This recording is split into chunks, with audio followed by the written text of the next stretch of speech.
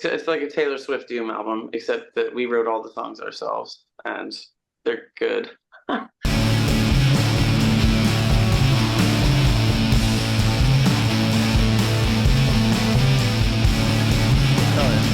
right, you ready?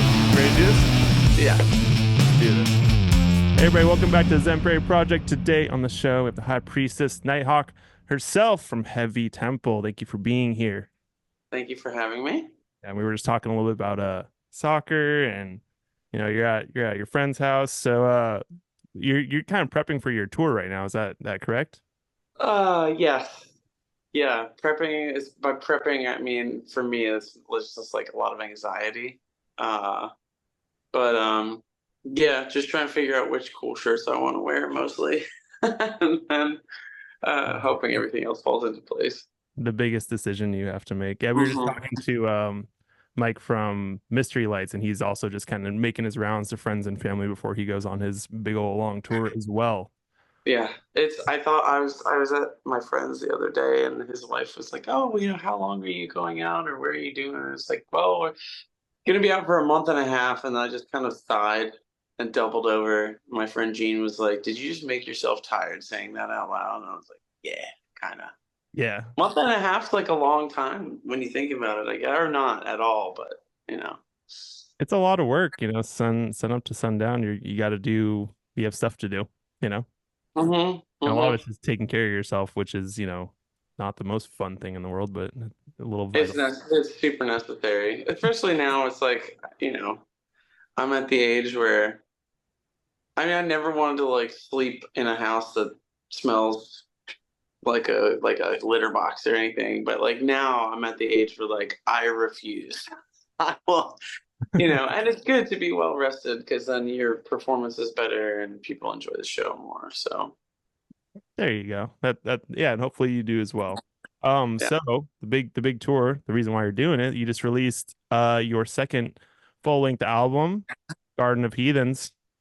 It's an amazing album. So how did this album come about? Let's just walk us through step by step. I know you recorded in a barn. Let's just get into it. Yeah, so we had wrapped up a pretty busy 2019. Paisley had just joined the band, and Lycan also. So we did a lot of touring, and then the pandemic happened, and nobody did anything. But for us, it was like, it's hard to keep a band going for 12 years as like it was because this is like my thing. So just through all the lineup changes and limited availability, Heavy Temple's always been that band that's like writing songs and playing them for like years before we ever get an album out.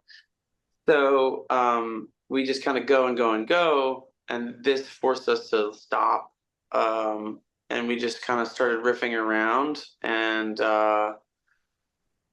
that's how this came to be.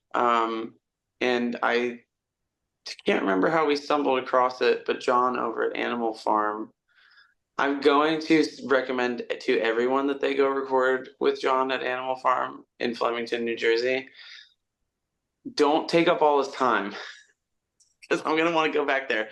But it is incredible. It's such an awesome experience. You're like living in the place where you're recording. And there's all these extra instruments. And so it's the first album we recorded outside of our basement, you know. Everything else has been super DIY. So this was the first time we got to go to a studio and, treat ourselves like musicians a little bit. And I think we all had a lot of stuff going on. I know at least myself and Paisley did at the time, and I think that's reflected in this album. Mm. It's a little bit angrier. I've been kind of referring to it as I hate saying it, but it's a breakup album. It's like a Taylor Swift Doom album, except that we wrote all the songs ourselves, and they're good. But no, but that's what it is. This album is very emotional, at least for me, and I think just probably for everybody in the band. And I'm just happy to be touring on it, happy to have it out there, happy to hear that people like it. Yeah. you know. I don't know how like the internet and like the world works now because I'm kind of like I've been like removing myself from that. So I'm hoping that people know that we're touring and will come out, but it'll be a good time. I'm happy to play these 100%. Like, songs. throw it out there and hopefully people catch the ball and go see you. Yeah, yeah. Yeah. Yeah, kind of going back to what you were just talking about a little bit. I mean, I definitely want to get into a little bit more of the technical stuff about it. But on your Bandcamp, it says something about you're writing the lyrics, but about things that aren't real, like the American dream to relationships. Oh yeah. Do you care to elaborate on that? Yeah, let's split it up in a two-part thing. How is the American dream not real? And then let's get into the Oh gosh. Well, I mean, the American dream is basically just to have as much as you can so that the rules don't apply to you, you know? I think that's at the crux of the American dream and capitalism, but on a broader scale, and to maybe bring a bit of mysticism or spirituality or whatever you want into it. Obviously, Garden of Heathens is a play on Garden of Eden. There's no religious. It's not. There's no like religious overtones or anything. I mean, the that's a lie. The song titles and like that's the theme, I guess. But it's like this perverted, distorted version of reality where like you know the things that like the things that we are told are the things that we should want, the things that we should strive for. It's like it's kind of all. Am I allowed to swear? I don't know. please. Oh, Okay. I was just gonna say it's kind of all bullshit, right? Most of us know that, and so that's why it wasn't.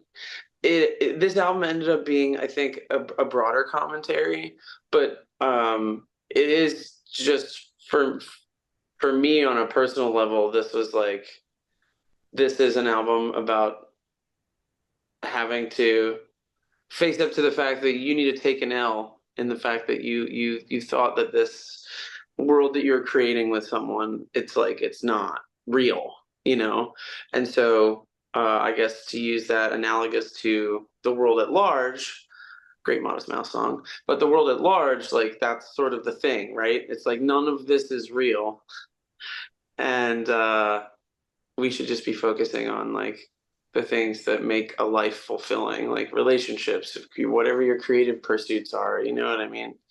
So, yeah, I think that's kind of it in a nutshell. Yeah, yeah. Okay, how about going to the relationships bit to it?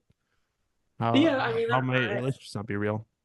well, I think that it's like, on an individual basis, but in my case, you know, I just sometimes sometimes people are not who you think they are, and people will show you who they are pretty quickly, and that's why I'm saying taking an L. Like that's why these lyrics, I was thinking about it, and I'm just reading them now and thinking about where I was mentally when I wrote them and recorded them. It's almost like that version of myself is telling this new present version of myself, like, A, don't beat yourself up too much. B, like, it's okay. But C, like, that's part of that in that relationship is again going back to taking the L. It's not necessarily lost, but like we have to admit to ourselves that there are things that we bend reality to what we want it to be sometimes, even though we know that the reality we're living in is like not okay. So just that's what I mean. Like a relationship is, I suppose that's more on like an esoteric level, but just snake oil, man. That's what snake oil. So it's just seeing through that quagmire of your own nonsense coupled with this other.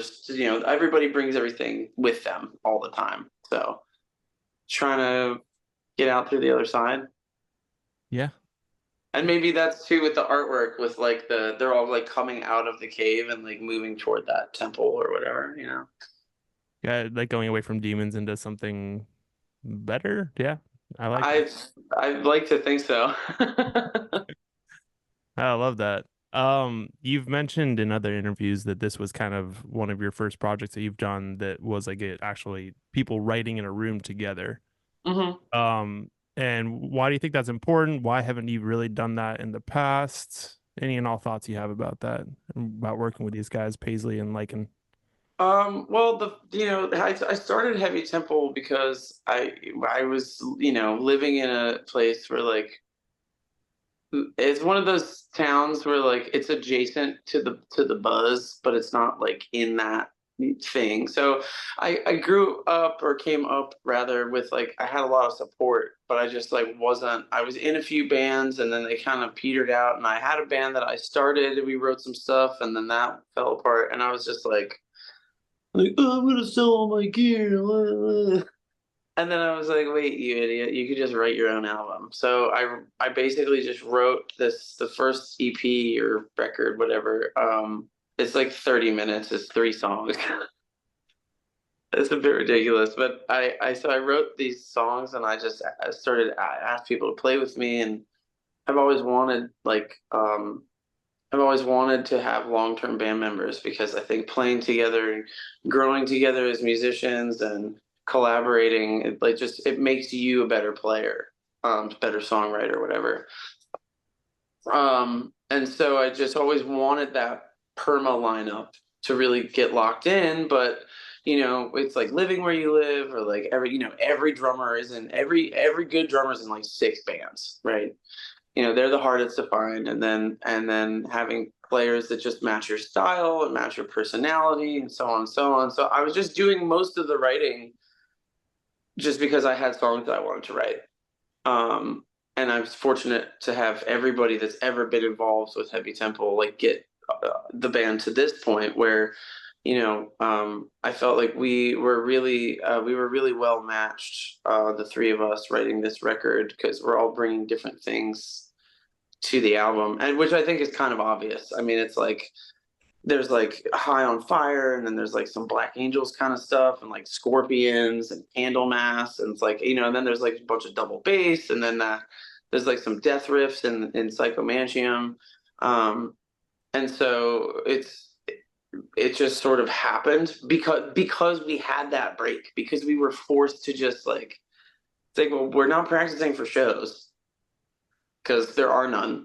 So we might as well just write. And it is also geographically, we're all in the same city.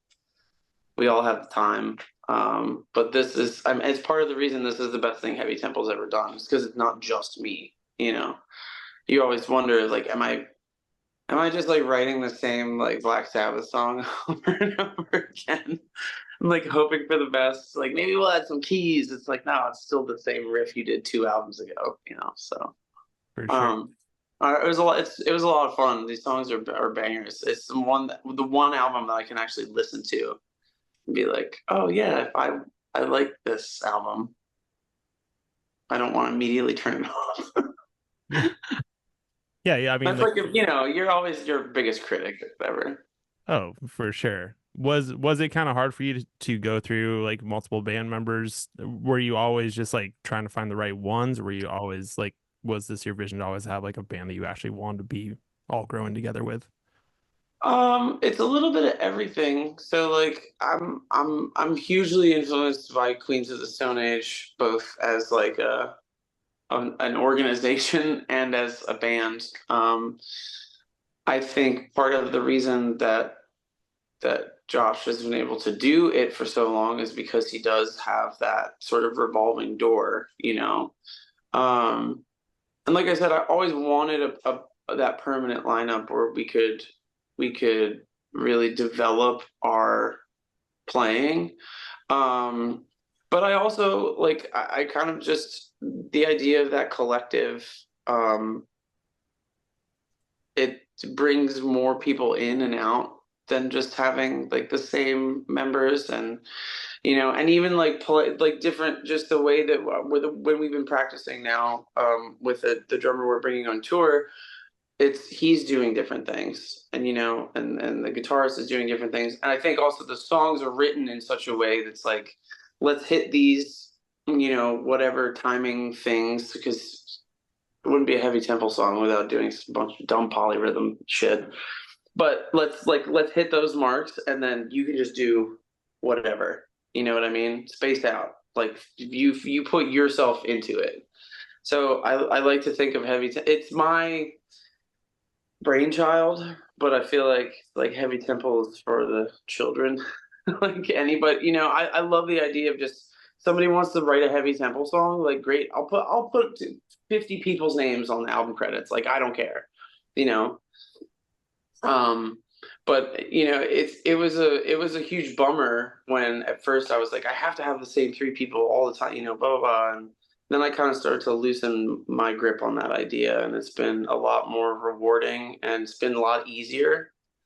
Um, and like I said, just playing with different people, makes you reconsider your own style. Do you have other songs on the album that you think are like most like maybe written by your drummer or your guitar player Paisley or Lycan, or something the Uh, producer really had a big hand in? well, I mean, John crafted this album really well. He also did some auxiliary percussion, but he just really uh, added just these little things that we didn't know that we needed to make it like a real studio album. Honestly, Paisley came to the table with a bunch of riffs. I would say Paisley and Lycan probably responsible for most of Psychomantium. I would say Extreme Indifference is my jam.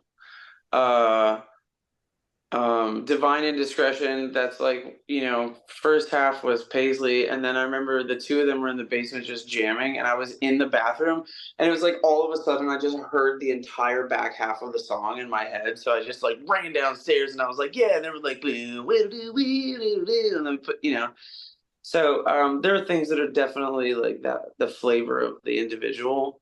Um, but Jesus Lizard, that song was supposed to start so much faster. It was like I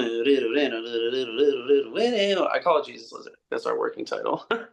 And then I was like, no, let's slow it down and make it like I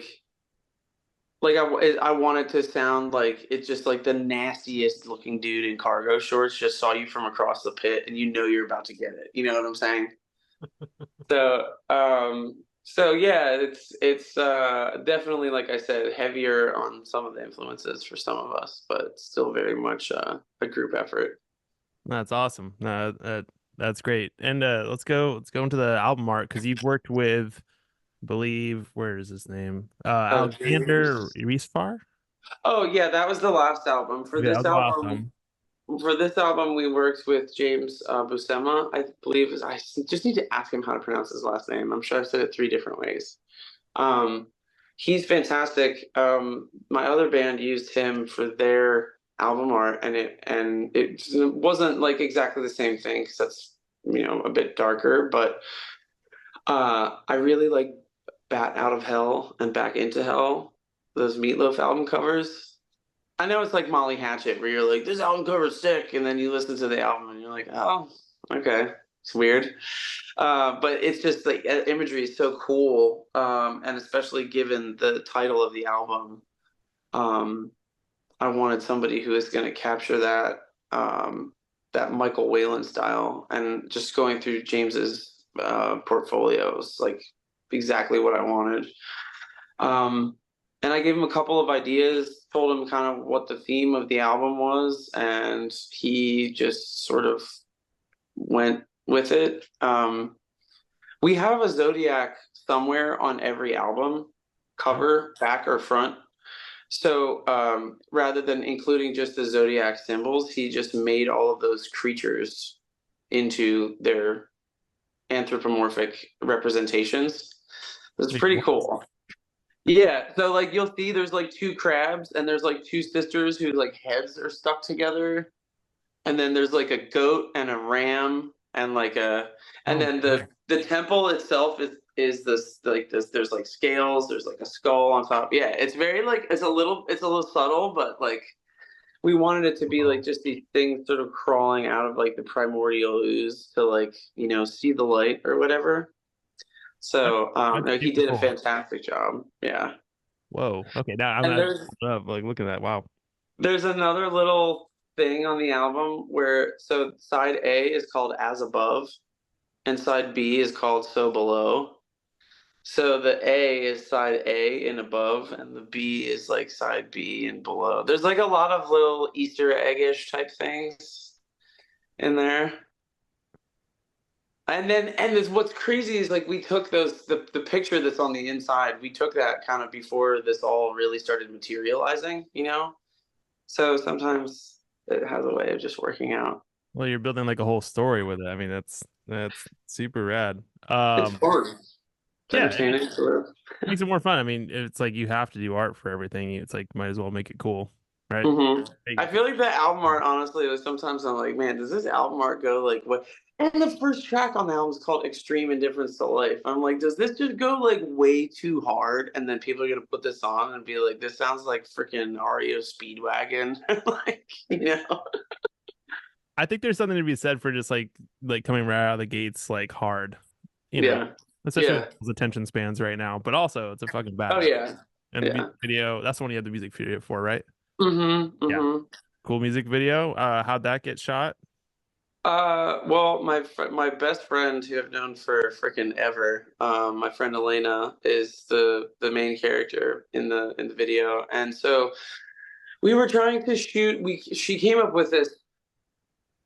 That song is about like, uh, I guess like, just wondering if you're like good or like worth it, you know, being stuck inside of that negative feedback loop. Um, and so she came up with this treatment for the video that like she didn't even really know what the song was about yet. And so as she was explaining it to me, I'm like, oh my God, this makes sense. And then we'll do this. And then yes, of course, she sees this alternate version of herself where she's this insane, like powerful deity. And then she wakes up and it's like, she's been this person the whole time, and you know, um, and then our friend Spencer lives in New York, and he knew of this abandoned place where most of that was shot. So we tried to get together. Some people got COVID, and but really the two of them and some of their friends just really knocked it out of the park, all on their own. But I thought it was like and I guess without knowing what the song is about, you might have a hard time following like the concept of the video. But we tried to make it as straightforward as possible. And it is a longer song, so we need to have movement. And then, you know, we wanted to put like the live footage in there and everything. But yeah, I think it turned out great. I'm very proud of it. Oh yeah, super cool. What I kind of want to just go back, like, how the hell did you get into music? Like, what? Because you have a lot of ideas, and I have something to dovetail off this. But like, yeah, just give me your whole background. Like, where the hell did you start? What were your first bands? What you know? Walk us through that up until now. Sure. Well, I started on piano and cello. So I've always had an affinity for classical music. Um, and I mean, my parents listened to some, like, I guess, you know, what people would consider to be like classic rock. Um, but I really didn't start. I mean, I listen to like Queens of the Stone Age is probably like that's like the marker, right? When Songs for the Deaf came out and I was in high school, I was like, what the fuck is this, man? And why didn't I write it? Um, but I started going to shows, you know, when I was 15 at like the Legion Hall or whatever, and um, just have always been around like people in bands. And I didn't I didn't start listening to I didn't hear Sabbath's first album in its entirety until I was like 20, you know. So I was like a late bloomer. But then I had a friend who showed me how to play because I didn't know who Caius was at the time. So he like showed me how to play some Caius and like Bongzilla and like Weed Eater, and then I bought a bass to be in a band that didn't know I bought a bass to ask them to be. I was like, I'm gonna buy a bass and I'm just gonna ask Ian if I can be in his band. Wait, what? So What? that was like my very first band. I still have that bass played all the time. It's my favorite. And that's when I wrote Key and Bone.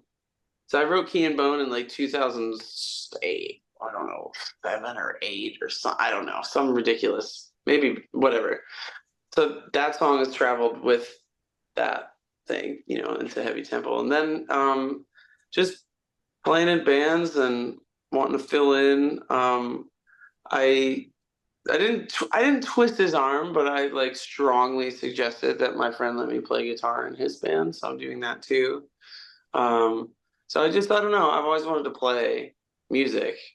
Didn't go electric until like my 20s. And so yeah, I don't know. I just want to write stuff that sounds good to me.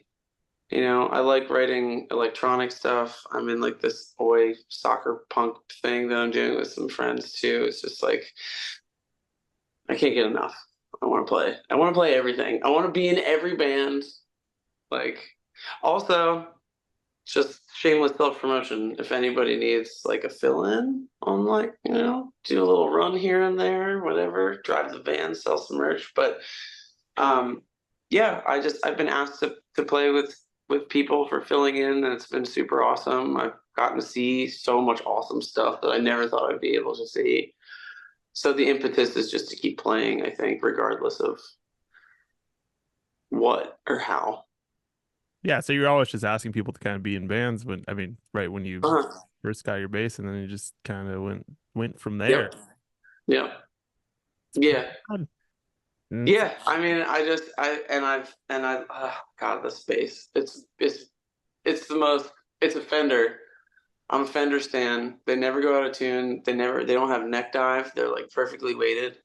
But yeah, it's just a Fender bass I've had for like 20 years, and I just bought it because I was like tired. I got tired of it. Cursive was really popular, so everybody's like, "Oh, I'm sad. Play cello on my record," and I'm like, "Okay," but I just like I want to like I'm sad too, but I'm also angry. So like, let me get a bass, and then I just kind of like taught myself how to play and started singing, trying to figure that out. Still, that's like a thing, but you know, yeah. Just going for it. And then I guess we'll go into kind of the music scenes that we were starting in. Who were some of the first bands that you were playing with, or I guess any and all thoughts? Because I still have not been to Philly. Like ever? No, I mean I moved here from California like a year and a half ago. Don't wear a Cowboys hat. Okay, that's good. Like literally, you could probably just get away with wearing any other team. Maybe not the Patriots. Don't wear a Cowboys hat. Don't be that guy in Philly. Don't be that guy in Philly. That's all I'm saying. Okay. Everything else is cool. But I mean, I guess so. I grew up in Delaware, and we're Philly adjacent, you know. But a lot of my friends that I was going to see early on, you know, they were friends with Clutch and Valiant Thor and I Hate God and, you know, the Weed Eater crew. And like, so there's this little corridor that runs from like Westchester, Pennsylvania through Delaware and like down into Richmond in North Carolina. And so all these, and you know, my friends were older than I was, so they've all been playing like Bad Luck 13, right? That was like that crew, and if you're familiar with them, this crew of people in Delaware who are all playing in different bands and stuff. So I was exposed to a lot of that early on, and then I just kind of wanted to be in bands, but it was hard to do that in Delaware. And at the time, like Philly wasn't as heavy as it is now, or at least like I shouldn't say that, but like it wasn't as common to see heavier bands in certain venues around town. And now like the places that were normally for like quieter, like more indie type stuff, you know what I mean? Like metal's really, and you know, Relapse is here. So yeah, I moved to Philly, I think like 8 or 9 years ago. And then have just been kind of cruising around through different, I've been in a couple bands up here. I've gotten to meet just, it's the exposure level, right? You know, it's like can't keep them down on the farm once they've seen Carl Hungus. So I guess Philly's Carl Hungus. But yeah, so just this, and there's so much going on in Philly. There's hip hop, there's indie, there's electronic, there's metal, and then like there's all the subgenres of metal, and like you have bands like Soul Glow and Mannequin Pussy and Jesus Piece, and you know, it's very cool. It's a very cool city to be repping. Um, but yeah, I don't know, hanging out with my friends in Delaware playing bass, and now I'm going on like a worldwide tour or like nationwide, I guess. Did you ever think this was going to happen when you first started playing Oh bass? fuck no. No. It's always what I wanted to happen. Um, and I guess it's not that I didn't think it would happen. It's just that like here's one thing I will say. I regret at the age that I'm at now. I regret not believing that it was possible earlier on. Um, Especially just given everything that's going on, you know what I mean? It's like one of those feelings. I'd be lying if I said I didn't have that feeling. Like I wish I had done not more necessarily, but like I just wish I had believed that I could do something like this because I didn't believe in myself. You know what I mean? Like I always knew, and I felt like what I was doing was different. And I felt like what I was doing was like not important, but like people would be excited to hear it because there's always this level of narcissism to art where you're just like, hey, like literally pay $20 and just watch me do this for 30 minutes because I like it. You know what I mean? So you're always hoping that people are gonna identify with whatever you put out. But when Heavy Tempo went to Europe last year, I was just like, this is insane. Yeah, and you went with a Howling Giant, correct? Yeah, yeah. Had them on. Um, They were awesome. yeah, they're such nice dudes, and they're great people to be on tour with. Great people to get robbed with. Everybody was really calm. There was like a 5 minute stretch where like nobody talked, and then everybody just talked about murder a lot, and then we got our things recovered. We got some of the stuff. We got all our passports and Wait, everything. what happened? Oh, we got robbed in Europe. Yeah, want to elaborate on that? Oh, well, sure. We were in a parking, like a mall parking lot, and we left the van for like 15 minutes, and it was just like, and then they slid open the door, took everything that was in the middle, no gear, thankfully. But Zach from Howling Giant, he got like his passport taken, all of his clothes, like all of their money, his laptop, his in-ears. Like Zach got it the worst. Like he literally had everything stolen from him. And then they left the DS on the dash, which is just, I don't get that, but That it makes no sense. But yeah, so yeah, like I said, there was this like 5 minute period we were driving to go get the window fixed for like nobody's. It was like just complete silence. And then it's just like a little bit of talk of murder.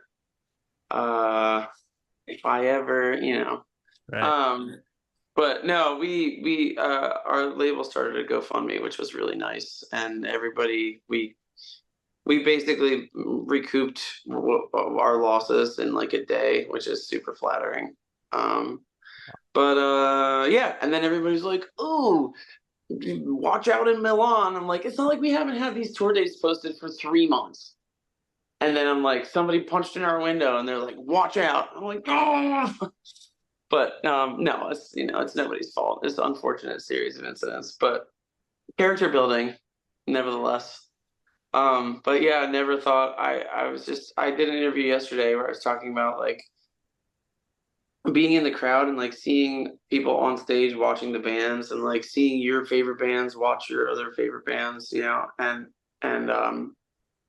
the last show of our European tour was Belgium.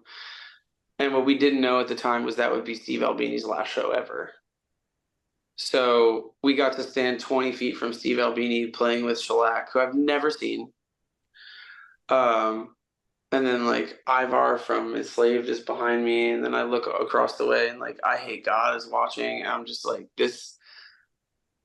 I'm like, what is this, dude? Like, do I deserve to be here? Like, like I'm like the person that I was wanting to be when I was out in the crowd.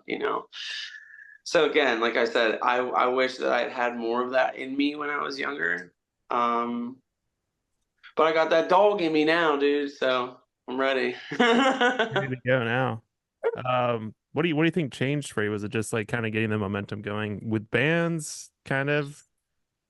What Um, you had to switch at some point? I mean, like, because you're doing it now. I mean, I think, well, so here's the thing is like Heavy Temple, even when we were headquartered in Delaware, like I was touring a lot. Like we were out all the time. And not like we were out, 51 weeks out of the year, but like we were going out pretty regularly. And so I think that we built a very organic support base very early on. And then, once we started getting asked to play bigger shows here and there, and especially once the band moved up to Philadelphia, like I guess I hate feeling like I sound some kind of way, but I also think it's really important for people to recognize that like sometimes you are good at things. And like I just always felt like there was something special about Heavy Temple. And I didn't know what it was. And even if it was only special to 100 people, I didn't really care. But it was just like once I started feeling that, and once people were like, I've never seen anything like this, or like blah blah blah blah blah, and I'm like, okay, like this, like we can do this. And that's part of the reason I've been through so many lineup changes too, is because I don't want to just the songs are there and the performance is there. I don't want to just give up on that. Um, so yeah, I just I don't know. It takes balls and a lot of hard work. Um, Sometimes a little bit of luck, just like right place, right time stuff. But it's uh it's pretty weird thinking about it, like retrospectively. Like when I wrote those first three songs, I was so young and dumb. Now I'm just older and still dumb, but songs are better. You've had some time now, so Hmm. that's super cool. What do you think, like being a musician, it just by its nature has to be entrepreneurial now? Or is it like, do you see yourself with always thinking about these different facets with your band, or like, I don't know, any all thoughts you have about that? That's a great question because I hate the idea of, I hate it. I really hate it. It's like, I want to be able to focus on like music. And I just feel like there's so much of this pressure to like have the biggest hustle or like, oh, like, I mean, don't get me wrong. I think I'm pretty good at making awesome Instagram videos. I just got burnt out on it. And when you're not playing and it feels like you have to like force content. And I know that it's important also the people want to know like who you are, right? They want to know as a person. And a good way to do that is sometimes just by having these like candid moments that you can share with people. But at the same time, there is part of it that feels very performative to me. And like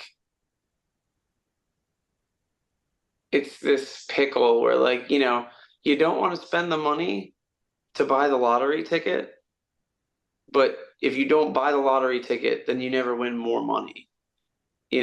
So that's kind of where I find myself going back and forth between like Gambling with it.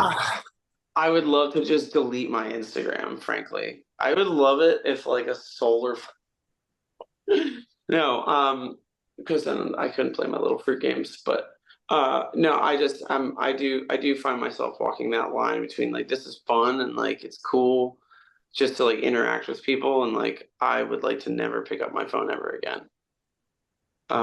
So I think if you can make it work for you in a way that feels authentic, that's like that's kind of like the hardest, little sweet spot to find. Yeah. What are you finding kind of being the biggest challenge for Heavy Temple at the moment? Anything you're willing to talk about? I mean, you got a tour coming up and just released Mhm. an album, you got to market, but like anything that comes to mind? No, I mean, I think that this album is great, and I think that this album has something for everyone, and obviously, I would like for this album to do as well as humanly possible. Um, that said, I should probably be posting on the internet more. My booking agent's gonna be so mad at me. But um, No, I mean he's right, but that's like one. I think honestly, that's like the thing. It's just like, do I hire like some like 22-year-old to just make stuff? You know what I mean? Like, do I do that, or like, do I do it myself, or do I? And then this gets into this like cycle of motivating.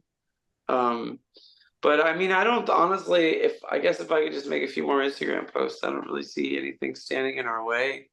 Um, I think it's just, speaking frankly, it's getting the record into like the right person's hands, which I hate saying because every person that has our record, those hands are the right hands.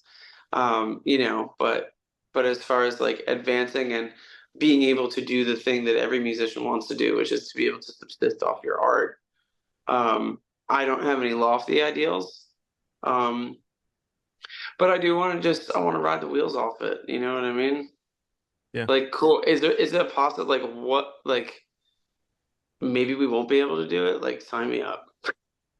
Like, let's do it. What do we like? My retirement plan at this point is to just spend all my money because, the inevitable heat death of the universe in 5 years or whatever. So, like, let's write some songs. Let's tour. Let's, whatever. Well, Quit a job. yeah. Leave your wife and kids. No, I'm kidding. I'm kidding. Don't do that. Don't do that. Don't do that. Yeah. But I mean, I've been jobless for the last. I got laid off at the beginning of the year, and I was like, well, I'm just gonna ride this out till I go on tour and you know see what's up. So, social media and money. Those are my two challenges personally. I can't speak for the others, you guys. That's I mean, that's a lot. That's a lot right there, you know? Yeah, yeah. I like cat videos, man. You know what I mean? Like, I want to see cats. Yeah. I want to see. I'm like, it's like cats and like my favorite stand-up comedians, and then like just the one thread with the dumb name where all your friends send. You're like, this chat can never see the light of day. That's like pretty much all Instagram is for me. That's the best parts about it. I know. A lot of very sad parts, and then you get, go down, start comparing yourself, and or Yeah, just see some yeah. horrific shit, and you're like, well, that's not a cat video. No. Uh, Oh God, no. It like starts. Yeah, I'm like, who put this in my algorithm? yeah. Yep. Yep. What are your goals kind of after, post tour? I mean, you're gonna be on tour for a little bit, so Yeah. what's next? I mean, do you plan on writing with these guys again, or gonna be moving? What's the Honestly, plan? honestly, I don't know. I I would like to work on new stuff because I kind of always have like a little collection going. But like I said, this is the first album that we've really been able to tour on after having released the album. So that's a huge focus. Um, but then yeah, I guess if Europe is in the cards next year, maybe we'll just stay there forever. See if we can sneak off somewhere. Um, but yeah, then just writing and just trying to play more shows and be a real band. It would be nice. It would be like super awesome to get on some bigger tours. I don't need to headline ever. We are doing that on this tour, but headlining is a lot of work, and I have a lot of respect for people who do that every day for months on end. Getting there Why, early and why is it more work? I mean, you're the first one there, and then you're the last one to leave. Yeah. So it's just your shift longer. When we were on tour with Obsessed, they were super chill. Because so you got to do a sound check and you want to do all your stuff, but um, sometimes a lot of times it's like you get your load in is at 3, nobody's at the venue until 5, then you load in all your stuff and you sound check by 7, and then you don't play until like 11 o'clock. So it's like a full, it's a lot. Um, but yeah, no, I'd love to just either take some of my friends' favorite bands out. I don't know if that made sense. My friends who are in bands that are also my favorite bands. Either take someone out with us or hop on with someone else that we like. That would be like a nice treat. Yeah. Um, So especially whenever somebody else is like more established reaches out to like have us do things, like someone from the COC camp reached out to us on either like personal recommendation or whatever. So that always feels like, not that I need the validation, but it is very cool to just see that like you're doing something that people you're inspired by are. So getting to do anything cool with anybody cool is really kind of the name of the game. Well, actually, first off, do you want to shout out any of your friends' bands right now? Anybody that we should check out? Hell yeah. Uh, our homies in Wax, they're from Nashville, Tennessee. Some young upstarts. They've been around almost as long as Heavy Temple. They're just like 10 years younger and more handsome than I am. So, um, Beef, also a super sick band from Philly, who just recently started doing some stuff. Our guitarist is another band called Sun Voyager, who we play a lot with. Um, I'm sure everybody knows Inner Arma. And I'm wouldn't and not even consider us homies. I'm just a straight up fangirl. So like TJ and Mikey, if you ever watch this, just keeping it real. Um, but yeah, we've been talking shop with Wax for a minute. We saw them at a festival. We just walked past this tent and they were shredding. We were like, who are these 12-year-olds absolutely like crushing everything? They're older than 12, but so yeah. Uh, been talking about it for a minute. We'd like to do something with them. All right. Well, I just got a few more questions for you. Thank you so much for taking the time. By the way, this has Of been course. awesome. I guess one I have to ask, do you think there's a persona that you have on stage that is not you in regular life? Do you embody something when you get on stage or when you're writing, or is it more your music is like a through line that's you? I always like this question. Um, because I feel like, excuse me, because I feel like, and I've maintained this for a while that like people think sometimes that. I don't know if Gene Simmons on stage is really who Gene Simmons is in real life. It seems like some facet of his actual personality. Um, so there's some pageantry. If there's pageantry involved, rather, I guess it's hard to say, but I've always felt like the person that I am when I'm playing is like it's like the truest version of myself. And even though there's an alias involved, it's kind of this juxtaposition of like a lot of people in bands like they're not like they don't need to be seen. They just want to play. And I wouldn't necessarily call myself an introvert, but um there's definitely part of me that's just like sometimes like I just want to play a show and then I want to go sit in the green room until like we have to leave. You know what I mean? And it's not because I don't want to interact, it's not because I don't appreciate people coming out. It's just I don't know. I feel like when I'm playing, when I'm performing, or I'm really it's playing. It's not performing. It's the playing. It's like kind of the only time where my inner monologue is not running constantly. Uh, and so then I feel like by virtue of that, I'm allowing myself to be unencumbered with the weight of my own thoughts and just be myself. If that makes any sense. Yeah, totally. Totally does. What are things that kind of tend to go through your head? I guess inner monologue style. I guess you use music as some way to purge that sort of thing. What's something that Sure. you're trying to get rid of or work on or Well, the I my my life changed dramatically, like right before we released this album, and I kind of knew it was happening. So I'm recovering from uh a, a a bad relationship that rewired my brain. And like that in and of itself is a whole you have to like teach yourself, like new patterns and stuff. But I think I just always have been like very what's the word? I don't know. I have anxiety. Everybody has anxiety. but I just I'm like a little bit more covert, you know what I mean? So I'll just like be screaming on the inside, and then on the outside I'm like, yeah. And so just, you know, that just wondering about any of the stuff, like, am I doing the right thing? Like, do people like me? Like, am I good? Am I not good? Like, that's this whole record, especially that song, Extreme Indifference to Life.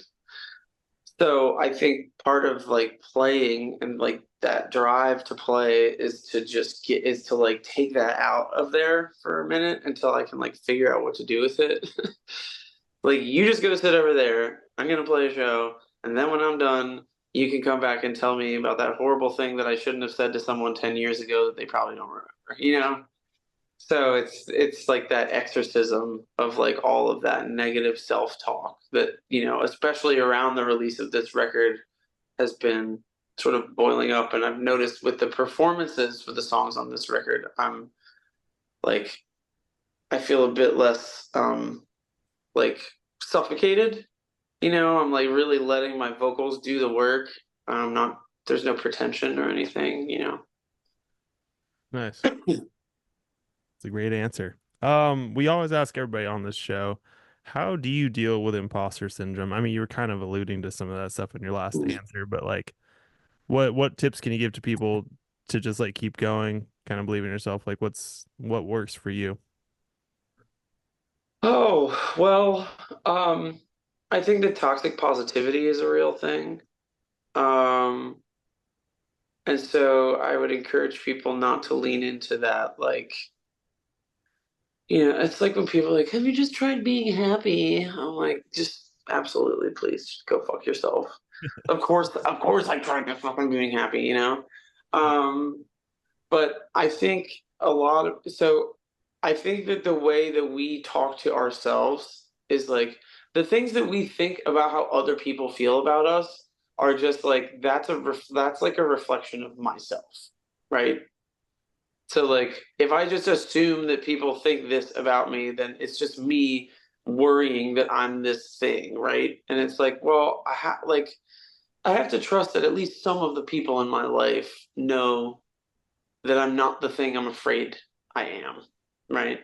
Whether that's at work, whether it's in a band, whether it's in school, whether it's at any personal relationship, whatever, right? I think we tend to like the things that we're afraid of about ourselves the most, we put onto other people as a way to make it like they feel this way about me, right? So I'm trying to sort of remind myself that like would I ever allow someone to talk to my friend the way I talk to myself? Think about that, because like we say some pretty horrible shit to ourselves.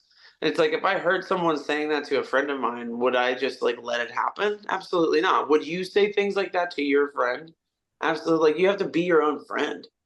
And everybody thinks that they are, but then like the further you get into that, the further you're like, man, I wonder if I actually hate myself. And then there's like reasons for that too, but I don't think there's no shame in, and I keep coming back to this, but there's no shame in like taking that L. Like that's okay. Nobody's perfect. Everybody fucks up all the time. Guarantee you, every person on on this planet that you think is good at what they do has fucked something up, right? So it's not necessarily fake it till you make it, but like just pretend like you're your own friend and think about how that looks if you split yourself into two. You know, there's two wolves inside of you. One is you, and one is also you. And one is mean, and the other one's nice. So like meet somewhere in the middle. You know. Love it. Love it, love it, love it. So you're going on tour? Just Mm-hmm. Next week. Oh, God. Yeah, we're gonna see you here at Kingsland in Oh, excellent. week from tomorrow. Yeah, here in Brooklyn. Very excited about that. You're going on tour Nice. with Valley of the Sun. Mm-hmm. Is there anything else that people need to know? Uh, Man, I don't know. Just come hang out. You know, we're pretty cool.